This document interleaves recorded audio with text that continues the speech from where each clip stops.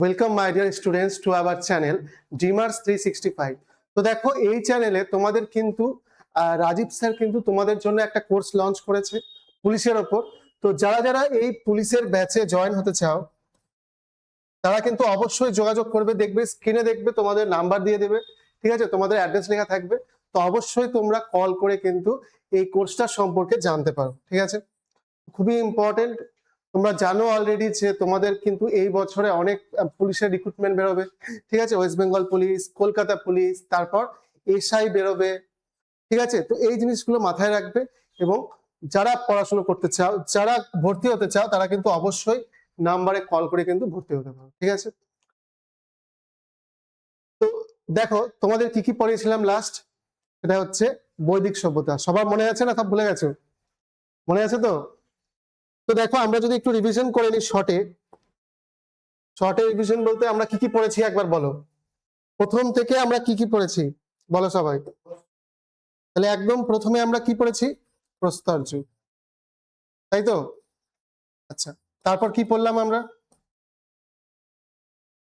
প্রস্তর যুগের পরে আমরা পড়ছি হচ্ছে যেটাকে আমরা বলছি তাম্র প্রস্তর যুগ। তাম্র প্রস্তর যুগ। তারপর আমরা কি পড়লাম? তারপরে আমরা যেটা লোহার যুগ পড়লাম, তাই তো? এই লোহার যুগ। তো এই টপিকগুলো কিন্তু আমরা অলরেডি পড়া হয়ে গেছে, আমরা আজকে এর পর থেকে পড়বো, তাই তো? বুঝতে পারছো ব্যাপারটা? তো দেখো এখানে এখানে কি কি সভ্যতা গড়ে উঠেছিল আমরা সেটা দেখে নিই একবার। যেমন প্রস্তর যুগকে আমরা কভাগে ভাগ করি? 3 ভাগে। কি কি?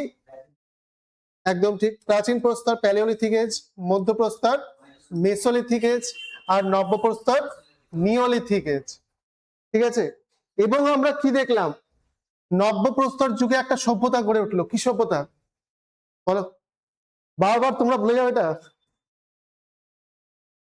ভারতে মেসোপটেমিয়া, মেহেরগড় সভ্যতা, ঠিক আছে। এটা ভুলে যাও কি করে বারবার তোমরা সবসময়? কি সভ্যতা? মেহেরগড়। এটাই কি ভারতীয় উপমহাদেশের সব থেকে প্রথম, সব থেকে প্রাচীন সভ্যতা, ঠিক আছে। হয়ে গেল। তারপর তাম্রপ্রস্তর যুগে কোন সভ্যতা গড়ে উঠলো? তাম্রপ্রস্তর যুগে কোন সভ্যতা? তাম্রপ্রস্তর যুগেই তো হরপ্পা সভ্যতা, তাই না? তাহলে এই সময় আমাদের হরপ্পা সভ্যতা গড়ে উঠলো। খুবই ইম্পর্টেন্ট সভ্যতা। আর এটা কেমন ছিল? শহর কেন্দ্রিক সভ্যতা, নগর কেন্দ্রিক সভ্যতা, আমরা পড়লাম। আচ্ছা, তারপর আমরা কি দেখলাম? লোহার যুগে কোন সভ্যতা গড়ে উঠলো? বৈদিক সভ্যতা। কারা এলো এই সময় বাইরে থেকে? আর্যরা এলো এবং ভারতে একটা নতুন সভ্যতা গড়ে উঠলো, যেটাকে আমরা কি সভ্যতা বলছি? বৈদিক সভ্যতা। বৈদিক সভ্যতা, তাই তো? ক্লিয়ার এই ব্যাপারটা? আচ্ছা, এবার দেখো প্রবলেম। আজকে যেটা আমাদের টপিক, কি টপিক? সেটা হচ্ছে যে কিছু নতুন ধর্মের উত্থান হলো। কি কি ধর্ম? বিশেষ করে হচ্ছে বৌদ্ধ ধর্ম আর জৈন ধর্ম, এই দুটো ধর্মের উত্থান হলো, ঠিক আছে।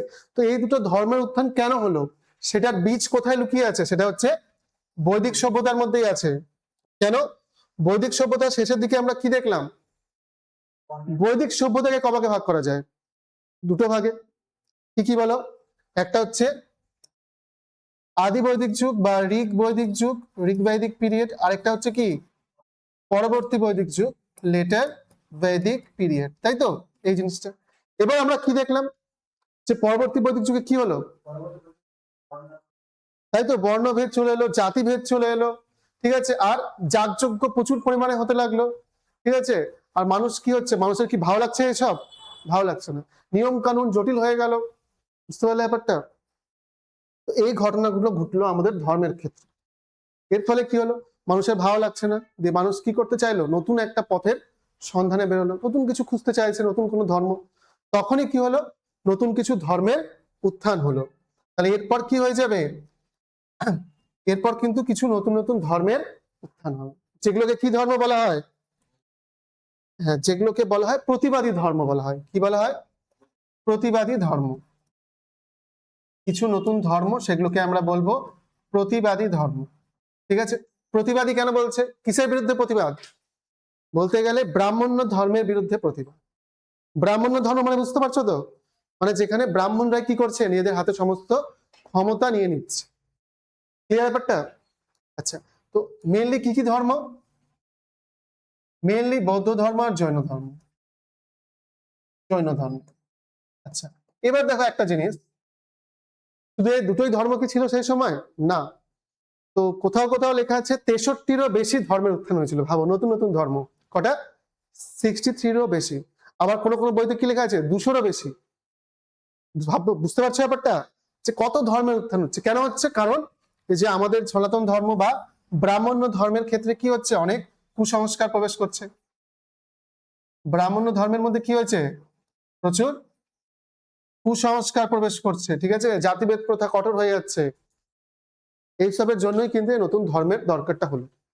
যদি ভাবো ব্রাহ্মণ্য ধর্মে যদি কোনো প্রবলেম না থাকতো, ঠিক আছে, তাহলে এই ধর্মগুলো উত্থান হতো? হতোই না, দরকারই পড়তো না, বৌদ্ধ ধর্ম আর জৈন ধর্ম থাকতোই না। ঠিক আছে, ক্লিয়ার? তাহলে আজকে আমাদের টপিক কোনটা? সেটা হচ্ছে বৌদ্ধ ধর্ম এবং গৌতম বুদ্ধ। এটা হচ্ছে আজকে আমাদের টপিক। তো ক্লিয়ার? পুরো ব্যাকগ্রাউন্ড বুঝে গেলে, যে ধর্মের উত্থান কেন হলো সেটা আশা করি বুঝে গেলে, তাই তো? বুঝতে পেরেছো? কোনো প্রবলেম? তুমি নতুন নাকি? আজকে প্রথম, তাই না? তুমি তো ছিলে, তুমি প্রথম। ঠিক আছে, ব্যাপারটা বুঝতে পারলে তো? এটা আমাদের পড়ানো হয়ে গেছে এতটা টপিক। এরপর আমরা চলে যাব তাহলে কিসে যাব? বৌদ্ধ ধর্ম। তাহলে কেন উত্থান হলো আমরা বুঝতে পারলাম। ঠিক আছে, তো দেখো, জাতিভেদে টোটাল কটা ছিল বর্ণ? 4টে বর্ণ। কি কি? ব্রাহ্মণ, ক্ষত্রিয়, বৈশ্য আর শূদ্র। আচ্ছা, সমাজে কাদের প্রতিপত্তি ধর্মের ক্ষেত্রে? ব্রাহ্মণদের প্রতিপত্তি সব দিক থেকে। ঠিক আছে, আচ্ছা, এবার ক্ষত্রিয়রা কি বলছে? যে আমরা কি করি? ক্ষত্রিয়রা কি করে? যুদ্ধ করে, ঠিক আছে, দেশ রক্ষা করছে, প্রাণ দিচ্ছে, কিন্তু তাও সবার গুরুত্ব কি? সব থেকে বেশি ইম্পর্টেন্স কার? ব্রাহ্মণদের। এই জন্য কি হলো? ক্ষত্রিয়রা ব্রাহ্মণদের উপর রেগে গেল। এটা একটা গেল। আচ্ছা, বৈশ্যরা কি করে? ব্যবসা করে আর কৃষিকাজ করে, ব্যবসা করে, ব্যবসা করে। আচ্ছা, ব্যবসা করতে গেলে কি করতে হবে? বিদেশেও যেতে হবে, ঋণ নিতে হবে, তাই তো, সুদ নিতে হবে। কিন্তু হিন্দু ধর্মে কি বলা হয়? সুদ নেওয়া পাপ, তারপর বিদেশ যাত্রা পাপ, এই জিনিসগুলো বলা হয়। বুঝতে পারছো? তাহলে বৈশ্যদেরও প্রবলেম হচ্ছে। ঠিক আছে, মানে সেই সময় যারা ব্যবসা করছে, প্রচুর টাকা পয়সা, কিন্তু সমাজে তাদের কি নেই? মর্যাদা নেই, সম্মান নেই, সুদখোর, এরকম ধরনের জিনিসগুলো বলা হয়। বুঝতে পারলে ব্যাপারটা? তাই জন্য কি হলো? বৈশ্যরাও কারা পড়ে গেল? ব্রাহ্মণের উপরে গেল। আর শূদ্ররা কি করে? 3 বর্ণের সেবা। তো ভাবো, এটা কোনোদিন হতে পারে যে আমরা শুধু সেবাই করে যাব? হওয়া উচিত কি এরকম? হওয়া তো উচিত না। যে যেমন কর্ম করবে সেই যোগ্যতায় তার উপরে একটা তার জন্য জায়গা থাকা উচিত, তাই তো? আর আমরা জানি, তোমরা এর আগের দিনও পড়েছো, যে আদি বৈদিক যুগে কেমন ছিল? সবাই কিন্তু সমান ছিল। কর্মের ভিত্তিতে এটা ভাগ করা হতো। কিসের ভিত্তিতে হতো? কর্ম, যে যেটা করবে। ঠিক আছে, আমি যুদ্ধ করতে পারি, তা আমি কি হব? ক্ষত্রিয় হব। আমি ভালো পাণ্ডিত্য করতে পারি, মানে বেদ আমার নলেজ আছে, আমি কি হয়ে যাবো? ব্রাহ্মণ হয়ে যাবো। এরকম ছিল। যেটা আমি কৃষিকাজ করি, আমি ব্যবসা করি, তার মানে আমি বৈশ্য। আমি কিছুই পারি না, তাহলে আমি শূদ্র। মানে আমি নিচু কাজগুলো করছি, ছোট কাজ, হয়তো কোনো কাজই ছোট না, বাট আমি ওই কাজগুলো করছি, তাহলে আমি হয়ে গেলাম শূদ্র। তো এরকম ব্যাপার ছিল আগে। কিন্তু পরবর্তী বৈদিক যুগে কি হয়ে গেল? আস্তে আস্তে কর্ম থেকে ওটা কিসের হয়ে গেল? বংশ পরম্পরায় চলে এলো। এখনো আছে বংশ পরম্পরাতেই।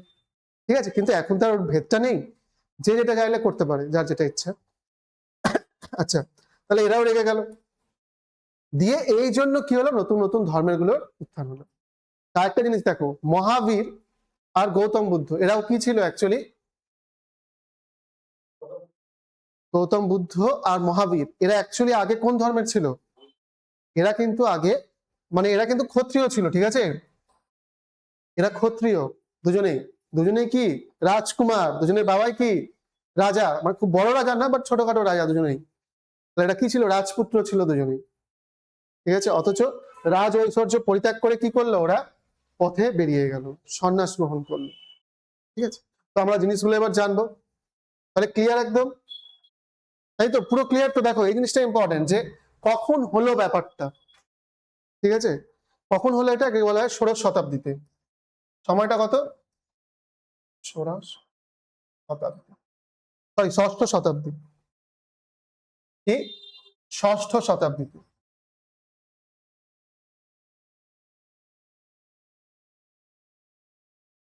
ষষ্ঠ শতাব্দী মানে যেটা 500-র পর থেকে স্টার্ট হয়, 501 থেকে। ঠিক আছে, ক্লিয়ার ব্যাপারটা? আর কেন হলো উত্থান পুরো ক্লিয়ার, বুঝে গেল একদম। এবার আমরা চলে যাব, তাহলে কার সম্পর্কে জানবো এবার আমরা? গৌতম বুদ্ধের ব্যাপারে আমাদের জানতে হবে। তো হেডিং কি করব? গৌতম বুদ্ধ।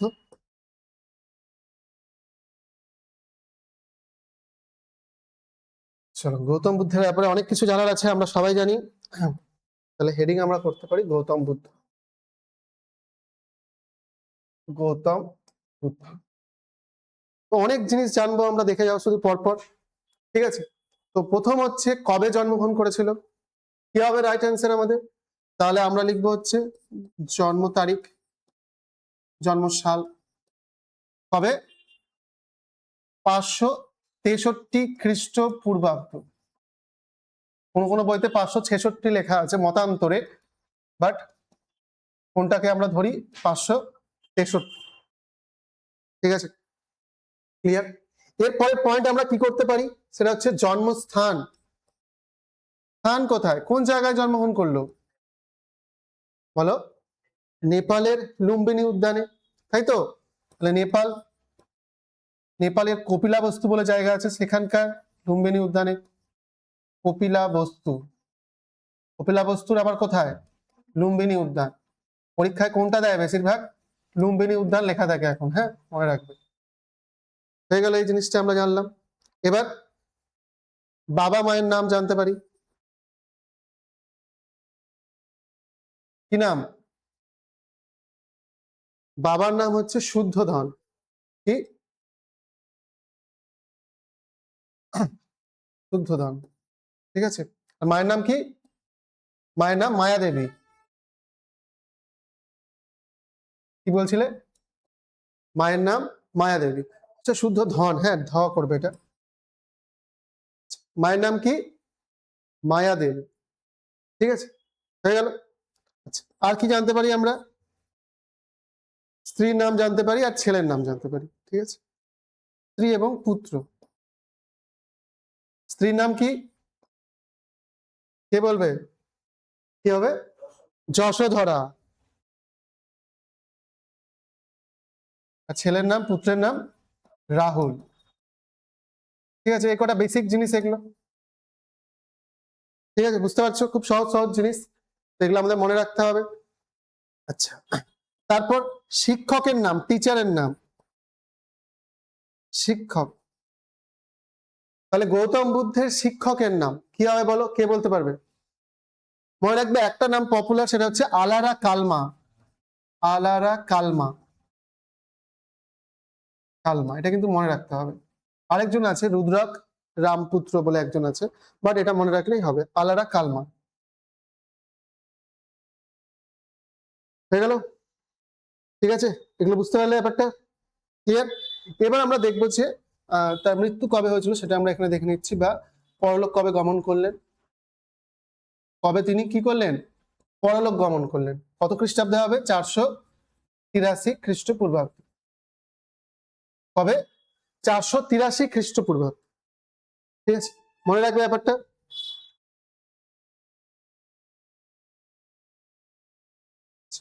তো একবার পয়েন্ট গুলো ফটাফট দেখে নাও। আমরা কি দেখলাম?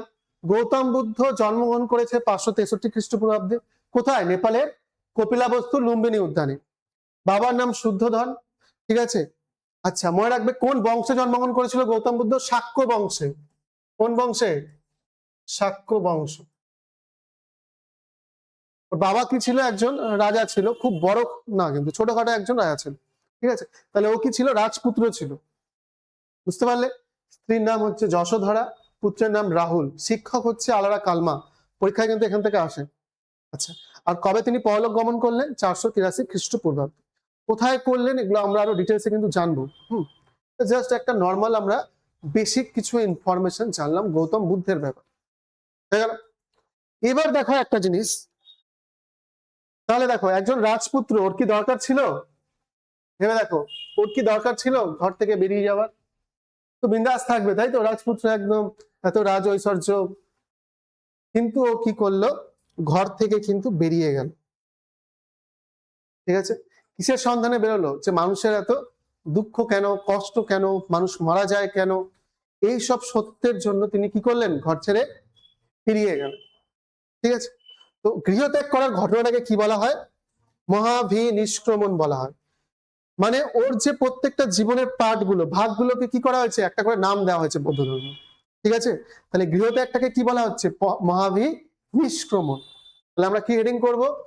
মহাভিনিষ্ক্রমণ।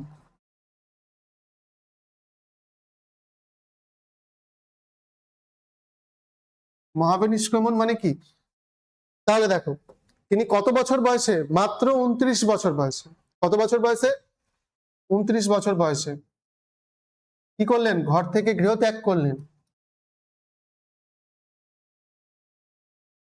গৃহত্যাগ করলেন। ঠিক আছে, বুঝতে পারলে ব্যাপারটা? তো এই গৃহত্যাগের ঘটনাটাকে কি বলা হয় বৌদ্ধ ধর্মে? মহাভিনিষ্ক্রমণ বলা হয়। ক্লিয়ার? ব্যাপারটা খুব সহজ তো, যে গৃহত্যাগ যে করলেন গৌতম বুদ্ধ, সেই ঘটনাটাকে বৌদ্ধ ধর্মে কি বলা হচ্ছে? মহাভিনিষ্ক্রমণ বলা হয়। হয়ে গেল? আচ্ছা, এবার যে তিনি গৃহত্যাগ করলেন, এটার একটা প্রতীক আছে, প্রতীক বা চিহ্ন বলা হয়। কি আছে বলো? চিহ্নটা হচ্ছে, মনে রাখবে, ঘোড়া। কি? ঘোড়া। মানে গৃহত্যাগ করলেন ঘোড়া করে, বা গৃহত্যাগ করলেন, এই ঘটনাটাকে একটা প্রতীক দিয়ে চিহ্নিত করা হয়। সে প্রতীকটা কি? ঘোড়া। আর তার জন্মেরও একটা প্রতীক আছে। কি আছে বলো? কে বলবে? পদ্ম ফুল। একদম ঠিক। তার যে জন্ম, সেটার একটা প্রতীক আছে। প্রতীকটা কি? পদ্ম। তাহলে জন্ম হয়েছিল যে, তারও একটা প্রতীক আছে, সেটা হচ্ছে পদ্ম ফুল। তাহলে দেখবে গৌতম বুদ্ধ যখন ছবি দেখবে, পদ্ম ফুলের উপর দেখে বসে থাকে, এরকম একটা দেওয়া থাকে, দেখবে পদ্ম ফুল থাকে।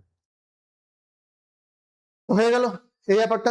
তাহলে 1 নম্বর বড় ঘটনা তার লাইফের কি? সেটা হচ্ছে মহাভিনিষ্ক্রমণ। 4টে ঘটনা আছে বড় বড় লাইফের তার, তার মধ্যে একটা হচ্ছে মহাভিনিষ্ক্রমণ। ক্লিয়ার?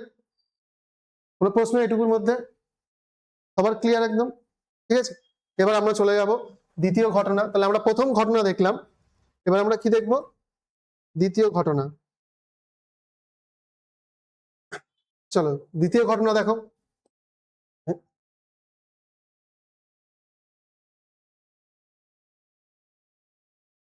বলো দ্বিতীয় ঘটনা কি হবে? ঘর থেকে তো বেরিয়ে গেল, তারপরও কি করবে? ঘর থেকে বেরিয়ে যাবার পরও কি করবে? হ্যাঁ হ্যাঁ, তাই না? মানে তপস্যা করার চেষ্টা করবে, তাই তো? ঠিক আছে, তাহলে দ্বিতীয় ঘটনা যেটা, সেটাকে কি বলা হয়? বোধিলাভ। প্রচুর ইম্পর্টেন্ট। ঘর থেকে বেরিয়ে যাওয়ার পর নিশ্চয় তপস্যা করবে, ধ্যান করবে, এবং সেটাকে আমরা বোধিলাভ বলি। এবং বোধিলাভ কোথায় করে, কি করে, সেটা আমরা জানবো। তাহলে ঘর থেকে বেরিয়ে গেল, ঠিক আছে? তো কোন কোন বইতে দেওয়া আছে প্রায় 6 বছরের মতো তপস্যা করেছিল। ক বছর? 6 বছর। দিয়ে কত বছর হয়ে গেল তার? 35 বছরের মতো হয়ে গেল। এবং বোধিলাভটা কোন জায়গায় করেছিল? স্থানটা কোথায়? এটা হচ্ছে বিহারের কোথায়? বুধ গয়াতে। কোথায়? বৌদ্ধ গয়া বা বুদ্ধ গয়া, মানে গয়াতে। এখানে তিনি কি করলেন? কোথায়? কোন নদীর তীরে?